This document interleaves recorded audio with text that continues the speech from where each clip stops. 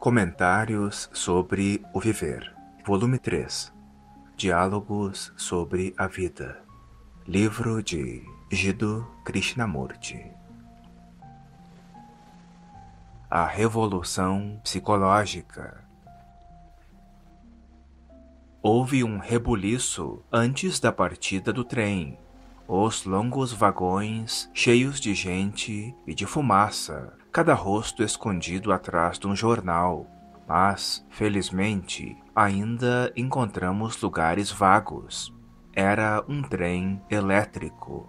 E pouco depois de partirmos, já ia além dos subúrbios, ganhando velocidade através dos campos e ultrapassando automóveis e ônibus que transitavam pela rodovia paralela à via férrea.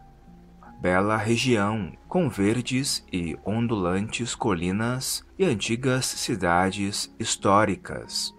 Sol brando, pois ainda estávamos no início da primavera e as árvores começavam a ostentar flores encarnadas e brancas.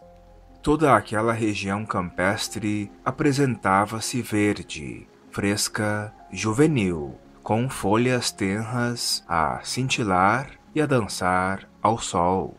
Dia celestial, porém o carro ia cheio de gente cansada e o ar estava espesso de fumo de tabaco. Do outro lado da passagem ia uma menina ao lado da mãe, que lhe explicava que não se deve olhar fixamente para as pessoas estranhas, mas a criança não lhe deu atenção, e, passados momentos, sorrimos um para o outro. Daí por diante, ela se sentiu à vontade, levantando frequentemente os olhos para ver se estava sendo olhada e sorrindo toda vez que nossos olhares se encontravam. Pouco depois, adormeceu, toda encolhida no banco, e a mãe a cobriu com uma capa. Como deve ser delicioso caminhar por aquela senda, pelo campo, em meio a tanta beleza e claridade. Gente acenava-nos ao passarmos com estrépito ao longo da bem pavimentada estrada. Bois brancos, grandes, puxavam lentamente carros cheios de estrume, e alguns dos carreiros pareciam cantar, pois abriam a boca e em seus rostos se podia ver que se estavam deliciando com o ar fresco da manhã. Havia homens e mulheres nos campos, cavando, plantando e semeando. Fui andando pela longa passagem entre os bancos para a parte dianteira do trem. Depois de atravessar o carro-restaurante e a cozinha, abri uma porta e entrei no carro de bagagens. Ninguém me deteve. As numerosas peças de bagagem estavam bem arrumadas em prateleiras, as etiquetas agitando-se ao vento. Transpus outra porta e encontrei os dois maquinistas em sua cabina, rodeada de janelas grandes e amplas, que permitiam uma vista desimpedida de toda aquela encantadora região. Defronte ao painel de medidores, um dos homens manejava a alavanca de controle da corrente. O outro, que ia observando a estrada e fumando tranquilamente, ofereceu-me o seu lugar, sentando-se num banco logo atrás de mim. Insistiu comigo que ficasse sentado ali e começou a fazer-me um sem número de perguntas. De vez em quando, em meio ao interrogatório, apontava-me castelos no alto de colinas, uns em ruínas, outros ainda bem conservados. Explicou-me o que significavam as brilhantes luzes vermelhas e verdes, e consultava o relógio a cada estação para ver se estávamos no horário. Fazíamos entre 100 e 110 quilômetros, pelas curvas e subidas suaves, pelas pontes e longas retas, mas nunca ultrapassávamos os 110 quilômetros. Se tivesseis saltado na estação por onde acabamos de passar, disse, poderíeis ter ido à cidade que tem o nome de famoso santo. Com grande ruído por sobre os desvios, passávamos a toda velocidade por estações com nomes que vinham de tempos muito antigos. Corríamos agora pela margem de um lago azul, nevoento, e mal se podiam ver as cidades do lado oposto. Nessa área se travara a famosa batalha, de cujo desfecho havia dependido o destino de todo um povo. Dentro em pouco, deixando o lago para trás, começamos a subir, saindo do vale e, contornando as colinas, ultrapassamos os olivais e bosques de ciprestes, entrando numa região mais agreste. O homem atrás de mim anunciou-me o nome do rio Barrento, ao passarmos por ele. Parecia um rio tão pequeno e tão manso, para nome tão ilustre. O outro homem, que durante toda a viagem de 2 horas e meia, só uma ou duas vezes tirara a mão da alavanca, desculpou-se em nome de ambos por não saber falar inglês. Mas que importa, acrescentou, já que compreendeis a nossa bela língua. Chegamos agora aos subúrbios da grande cidade, e o céu azul se turvava de fumaça. Éramos várias pessoas naquela sala, com vista para o belo lago, e havia muita tranquilidade, embora os passarinhos estivessem alegremente barulhentos. No grupo havia um homem corpulento, sadio e vigoroso, de olhar penetrante, porém bondoso, e falar lento, decidido. Como estava ansioso por falar, os demais permaneciam em silêncio, só intervindo quando lhes parecia necessário. Ando há muitos anos na política e, deveras, trabalhei sinceramente pelo que considerava bom para o nosso país. Mas isso não significa que eu não ambicionasse o poder. Eu o ambicionava. Por ele, lutei contra outros e, como talvez o saibais, alcancei-o. Ouvi-vos pela primeira vez há muitos anos e, embora algumas das coisas que dissestes me tivessem calado no espírito, toda a vossa atitude perante a vida só me interessou momentaneamente. Nunca lançou em mim raízes profundas. Entretanto, no passar de tantos anos de lutas e de sabores, algo me veio amadurecendo, e ultimamente tenho assistido, sempre que possível, às vossas palestras e debates. Percebo agora que o que dizeis é a única solução para nossos confusos problemas. Viajei toda a Europa e América, e houve tempo em que me pareceu que da Rússia viria a almejada solução. Fui membro militante do Partido Comunista e, com boas e sérias intenções, cooperei com seus líderes político-religiosos. Mas agora estou desistindo de tudo. Tudo se tornou corrupto e improfícuo, embora em certos sentidos se tenham realizado progressos satisfatórios. Depois de muito pensar nesses assuntos, desejo agora reexaminar tudo e estou disposto a acolher algo novo e claro. Para examinar, não devemos começar com uma conclusão, lealdade a um partido ou tendência. Não deve haver desejo de sucesso, nem exigência de ação imediata. Se uma pessoa está envolvida em qualquer dessas coisas, torna-se completamente impossível a verdadeira investigação.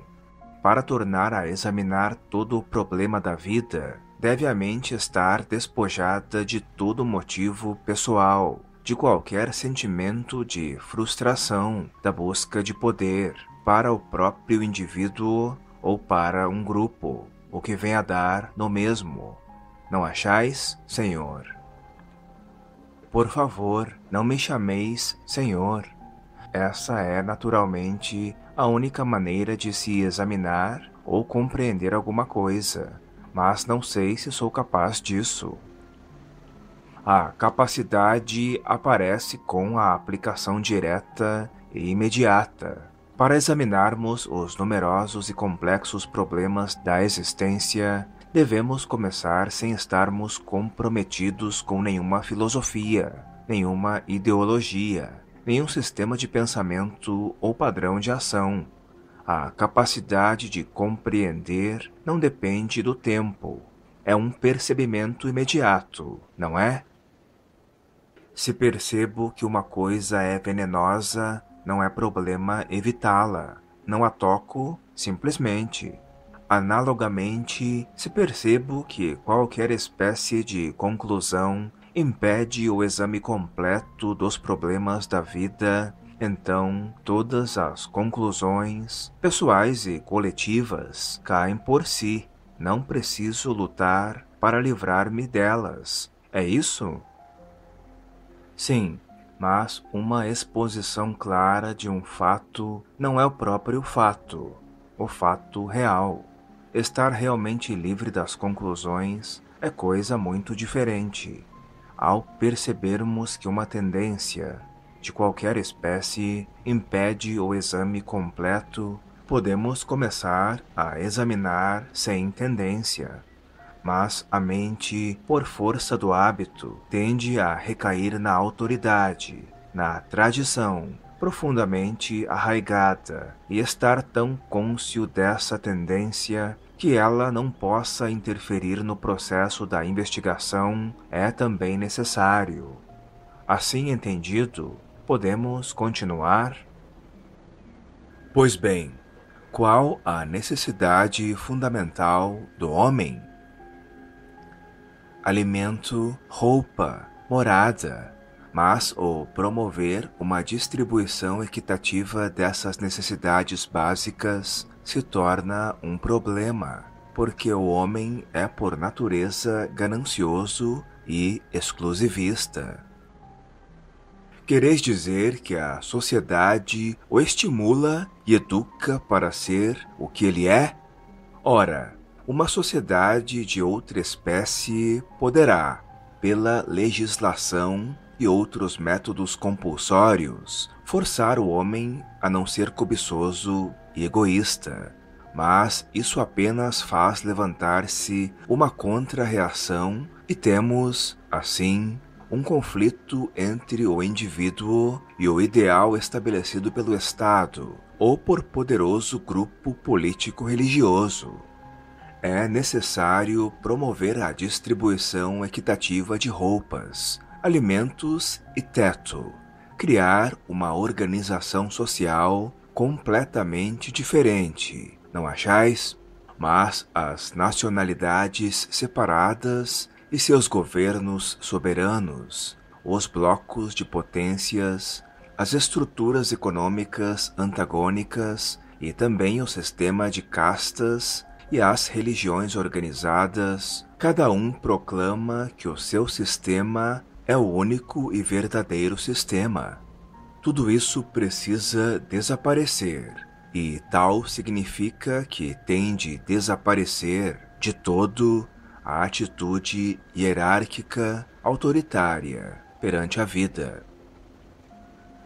Percebo que esta é a única revolução real.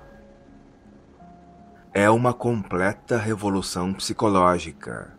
E essa revolução é essencial para que o homem, em todo o mundo, não se veja privado das fundamentais necessidades físicas. A terra é nossa, não é inglesa, nem russa, nem americana, nem pertence a nenhum grupo ideológico. Somos entes humanos, e não hindus, budistas, cristãos ou muçulmanos. Todas essas divisões devem desaparecer, inclusive a mais nova delas, a comunista, para que possamos edificar uma estrutura econômico-social totalmente diferente. Isso tem de começar por vós e por mim. Posso, atuando politicamente, concorrer para essa revolução? Se permitis perguntar, que quereis significar com o dizer atuar politicamente? A ação política, de qualquer natureza que seja, está separada da ação total do homem ou faz parte dela? Por ação política entendo ação no nível governamental, ação legislativa, econômica, administrativa, etc. Ora, sem dúvida, se a ação política está separada da ação total do homem, se não leva em consideração o seu ser integral, tanto seu estado psicológico como o seu estado físico, então ela é nociva, causadora de mais confusão e sofrimentos. E é isso exatamente que está acontecendo no mundo atual. Não pode o homem, que tem tantos problemas, atuar como ente humano completo e não como entidade política, separado de seu estado psicológico ou espiritual? Uma árvore não é só a raiz, porque é também o tronco, o ramo, a folha, a flor. Toda ação que não seja geral, total, levará inevitavelmente ao sofrimento. Só há ação humana total e não ação política, religiosa ou indiana.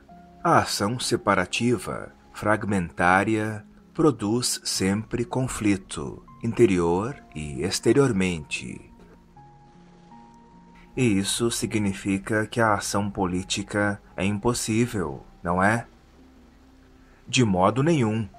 A ação total, que tudo abrange, naturalmente não exclui a atividade política, educativa ou religiosa. Essas não são atividades separadas, pois fazem parte do processo unitário, que se expressará em diferentes sentidos. O importante é esse processo unitário, e não uma ação política separada, por mais benéfica que seja na aparência. Parece que estou percebendo o que quereis dizer. Se tenho essa compreensão total do homem, de mim mesmo, minha atenção poderá aplicar-se em diferentes sentidos, conforme as necessidades, mas minhas ações estarão sempre em relação direta com o todo. A ação separada, dividida, começo a percebê-lo, só pode dar resultados caóticos, e se o percebo, não como político, porém como ente humano, minha perspectiva da vida muda completamente. Já não pertenço a nenhum país, nenhum partido, nenhuma religião. Preciso conhecer Deus, como preciso de comida, de roupa e de morada. Mas, se procuro uma coisa separadamente das outras, esta busca levará a desastres e confusão de toda ordem. Sim, percebo que assim é. A política, a religião e a educação estão intimamente relacionadas entre si. Muito bem, senhor. Já não sou político com uma dada tendência política em minha ação, como ente humano e não como comunista, hinduísta ou cristão. Desejo educar meu filho. Podemos considerar este problema? A vida e a ação integradas é educação. A integração não se produz mediante ajustamento a um padrão, seja meu, seja de outro. Ela se produz pela compreensão das muitas influências que assaltam a mente, pelo percebimento delas sem se deixar prender por elas.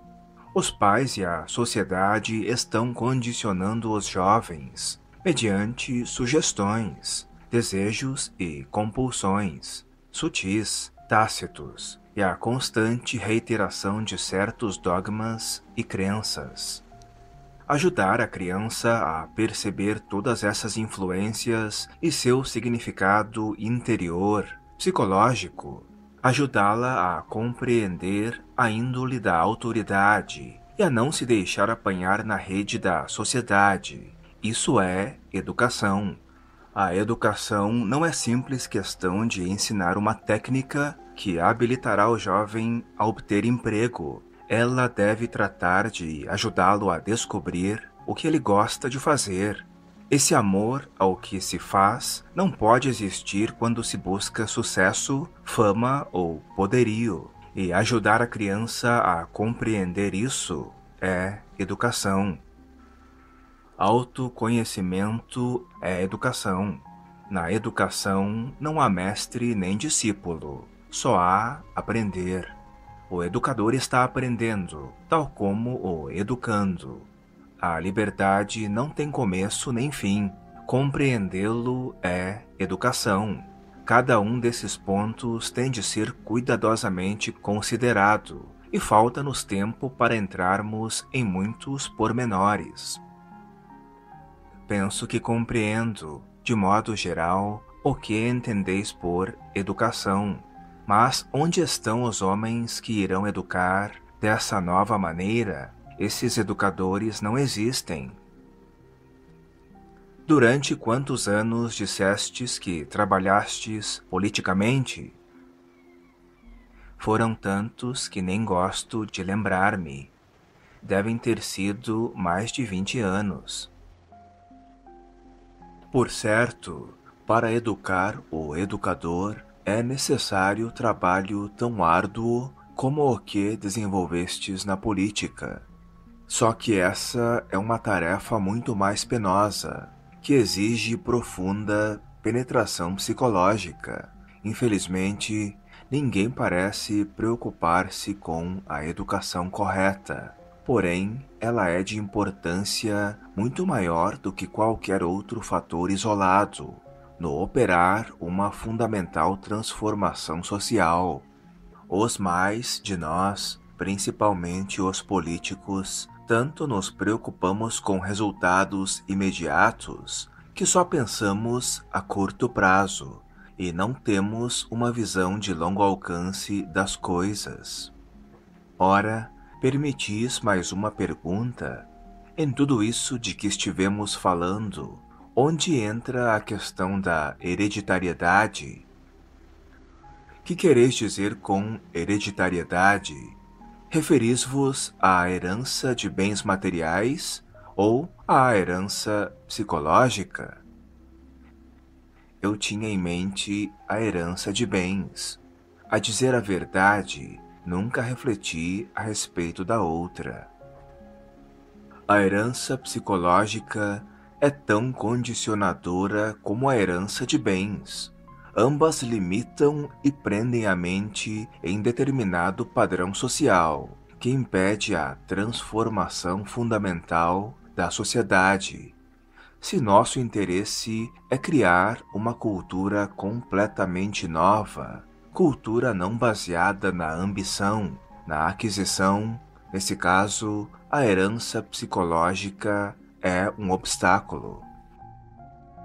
Que entendeis exatamente por herança psicológica?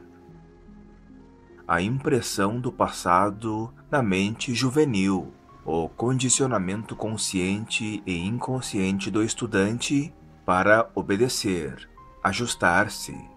Os comunistas estão fazendo isso com muita eficiência em nossos dias, como os católicos o fizeram por muitas gerações. Outras seitas religiosas também o estão fazendo, embora não tão resoluta e eficazmente. Os pais e a sociedade estão moldando a mentalidade das crianças por meio de tradições, crenças, dogmas, conclusões, opiniões E essa herança psicológica impede o advento de uma nova ordem social. Percebo, mas é quase uma impossibilidade acabar com essa espécie de herança, não achais? Se percebeis realmente a necessidade de acabar com essa espécie de herança, não dareis então a máxima atenção ao estabelecimento da educação correta para vosso filho? Ora, estamos em geral tão engolfados em nossas preocupações e temores que não nos aprofundamos em tais questões, se é que delas nos ocupamos. Somos uma geração insincera e fútil. A herança de propriedades é outro problema difícil. Todos desejamos ser donos de alguma coisa, um terreno, por pequeno que seja, ou outro ente humano.